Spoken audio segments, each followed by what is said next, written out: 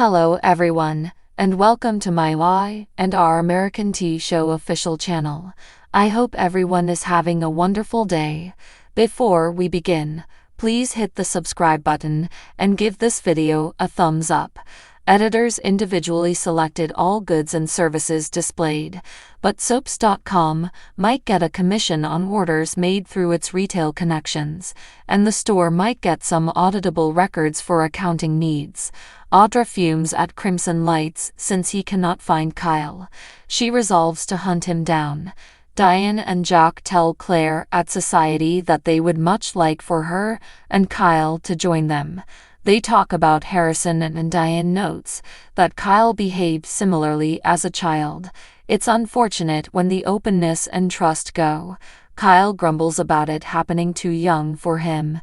Jack tells Claire they weren't sure how much they would be seeing Harrison once she returned to school. She is helping Kyle locate a new house, he claims. The phone dings for Kyle just then. Jack informs his son his company colleague is seeking for him after spotting Audra outside. Kyle says he needs to go. Claire appreciates Jack and Diane having them accompany her. Jack tells her he values what she is trying to accomplish, but repairing this divide in their family is more work than any one person should be assigned. Outside, Audra yells at Kyle she just came from Victor's office and finds it hard to believe he stooped so low.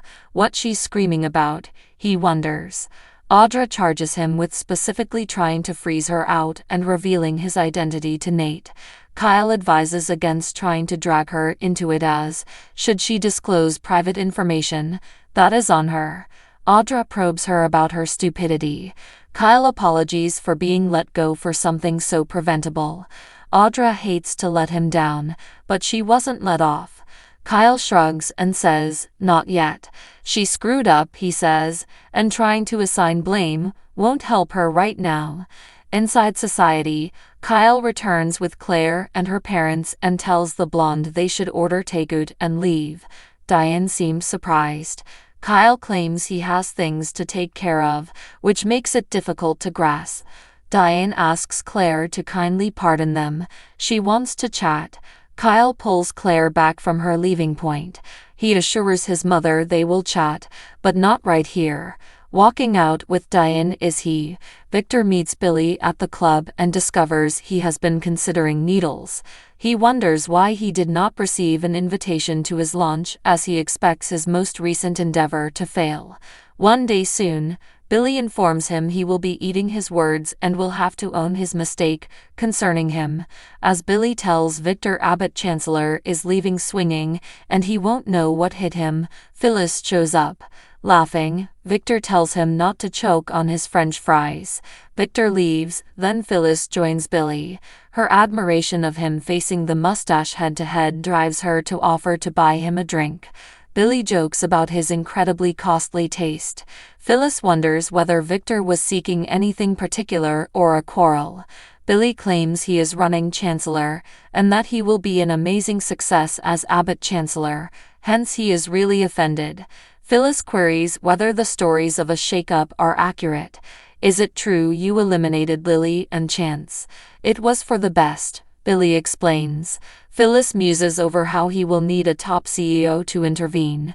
If the person dropped right onto his lap, Billy finds it fantastic.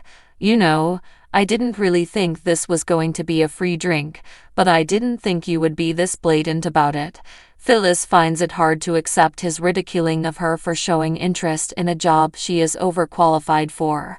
Billy finds it funny to be in the middle of a job interview for a job he never posted.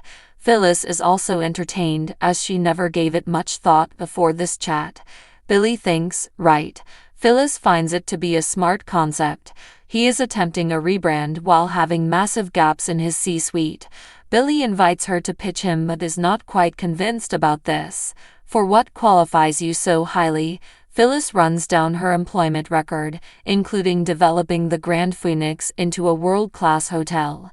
They also know one another and cooperate nicely. I am of benefit to you. Billy says she did excellent, but wonders why she gave Chancellor Winters her resignation. She says it was related to her son. She probes Lily. Billy won't address that with her. He stops her as Phyllis grabs her drink to head somewhere else. Don't depart. Diane tells Kyle in the park she doesn't want to fight anymore and begs him to hear her out.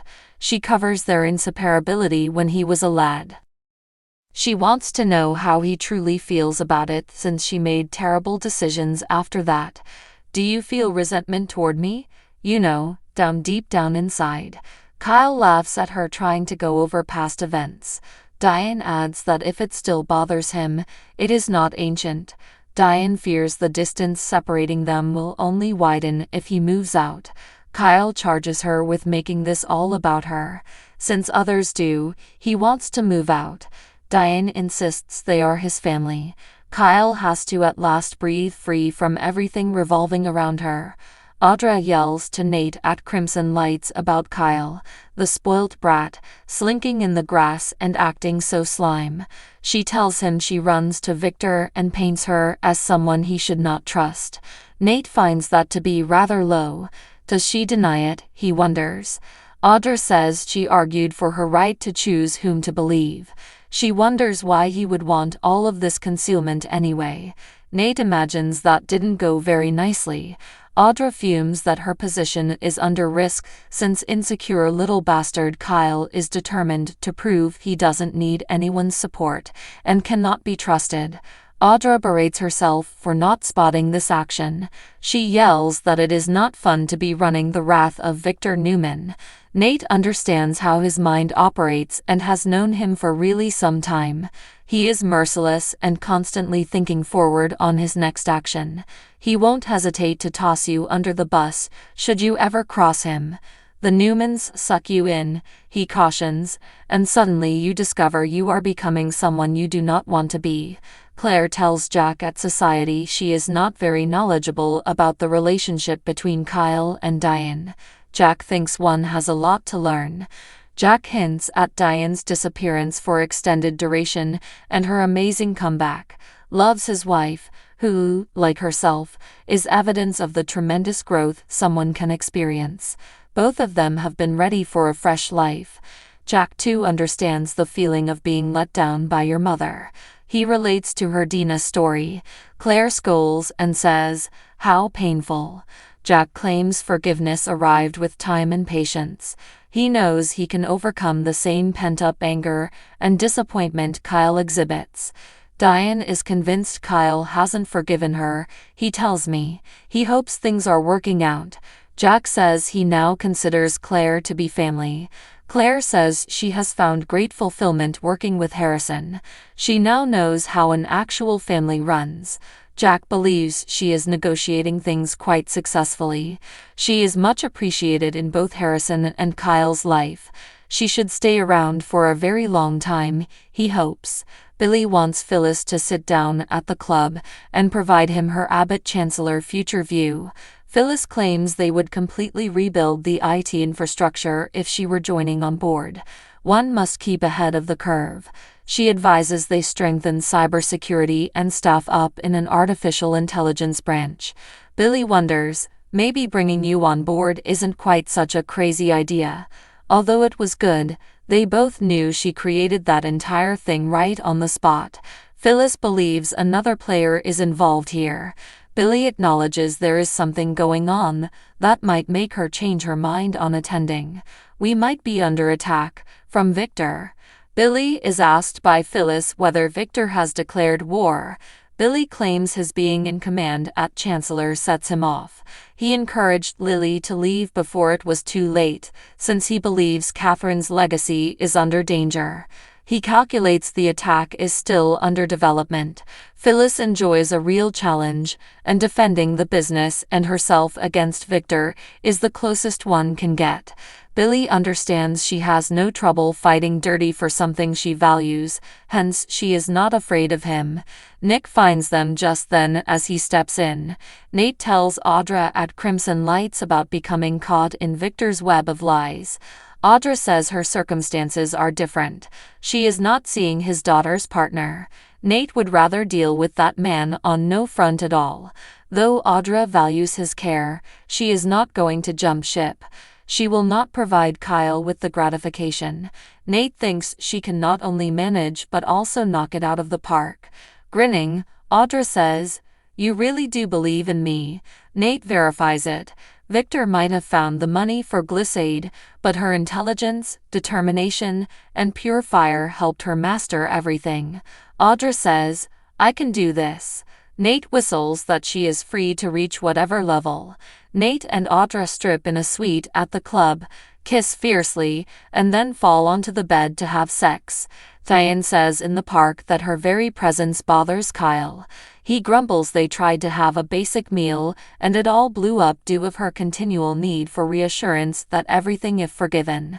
At Abbott, he calls her paranoid. She sees that it wasn't paranoia. Is he telling her or himself lies? She is not sure how to approach him anymore. She had to believe that something else is going on since his wrath and contempt toward her are so disproportionate. Victor shows up as Diane says they moved too quickly to heal and that they go to treatment together. Sitting through sessions about her, Kyle finds it unbelievable she is advocating for him to spend even more time with her. To me, that sounds like heaven on earth. When Victor shows up, he tells Diane Kyle is right. She managed to obtain her husband's and her job titles. Why don't you leave him alone? Diane charges Victor of using Kyle as he always does, and tells him this is a personal family concern. Kyle contends he is making his own decisions. Diane advises Victor to leave hers alone and concentrate on his own family. She paces off. Victor figures he pressed two or a button. He says to Kyle he meant what he said. Though he doesn't need him battling his challenges, Kyle values the help. Victor advises Kyle not to worry about what his parents think and to live his life as it suits him. Diane tells Jack at the Abbott house she did everything she could to reach Kyle. Jack figures he was not really interested. Diane yells that it only became another battle, and then things grew worse. Victor turned up and offered his guidance. Jack fumes at him as he whispers his nasty lies to Kyle. Now that he is his boss, Diane argues, Kyle has no choice than to pay attention. When Claire runs upon Kyle in the park, he asks whether she is disappointed in him. She asks, "Why would I be?" Taking his hand, she wanted him to mend things with her parents, he knows. Claire meant not to press him more as she did not expect it to happen in a day. Kyle says he finds he breathes a little better seeing her. She does indeed make everything simpler. Phyllis tells Billy one request at the club bar. She wants him to think about something for the benefit of the business whether or not he hires her. Hire Daniel back through. Really, you have to bring Daniel back in staff. Lily is not with us anymore. She dismissed him. Everyone knows it was personal and unrelated to his performance at work. Good for the business would be it. Billy sees promise in that. Not to sit on this. Phyllis advises him. Billy says they will talk soon and advises Jane stop while she is ahead. After Billy leaves, Nick sidles over to Phyllis and says he truly hopes that wasn't what it seems like. You attempting to fit yourself into Abbott Chancellor. It was not for her, Phyllis admits. I'm working to have Daniel's job restored. Billy Abbott cannot be trusted. Nick tells her, do not ever let your guard down with him. Phyllis wonders that it would be better if she had to deal with someone the devil she knows. She is not hearing him, says Nick. Though off record, he will tell her something. I believe Billy has numbered days there. What are you saying? Phyllis asks. Billy might be absent from his own company. Though he cannot speak further, Nick wants her to believe him. Phyllis says no. He is not including specifics for her. Does he not now trust her? Nick hardly ought to have commented at all. He wants to see her not caught in the aftermath. He wants to guard her and loves her. He exhorts her not to argue but to accept it at face value. Phyllis loves that he looks out for her and shows concern for her. Yet I can look after myself. I am not Sharon. She should prepare ready, she believes, since she might be fighting a major battle. Diane breaks out at the Abbott residence by not being able to even talk with Kyle. She is not sure what to do going forward. Jack extends a hug to her. Claire tells Kyle in the park he had to move past what happened today. Could you kindly let it go? Kyle grins and says, I could try. I want to because of you. He slants in and they kiss. The Young and the Restless then follows Victor catching Audra going rogue. Jack promises Diane, and Victoria and Lily have a tense conversation.